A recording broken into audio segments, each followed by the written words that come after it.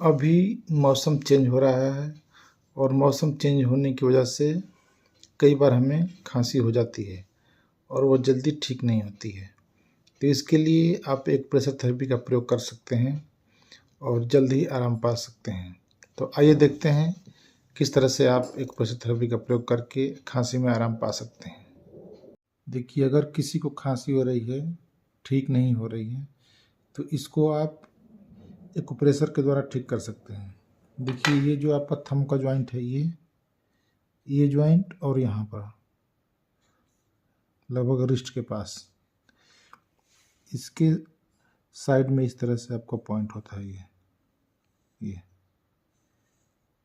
इधर आपको black colour लगाना है और इस साइड में भी आपको ब्लैक कलर लगाना है ऐसे।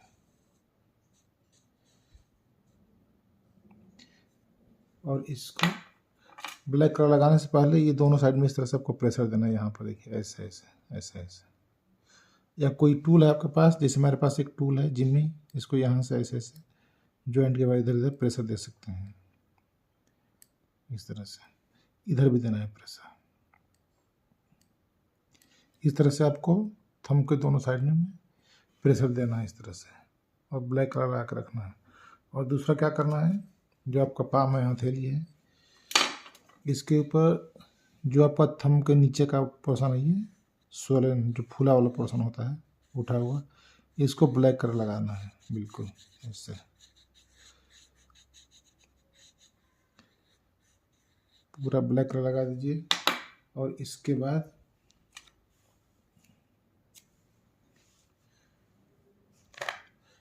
देखिए, हमारे पास इस तरह से क्लस्टर मैग्नेट है। अगर आपके पास मैग्नेट नहीं है तो आप मटर के दाने लगा सकते हैं, चना का दाना लगा सकते हैं, या राजमा के।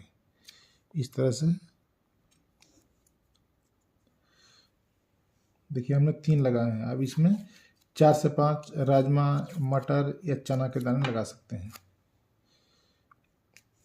इस तरह से इसको बढ़िया से पैक कर दीजिए और इसको इस तरह से प्रेशर दीजिए।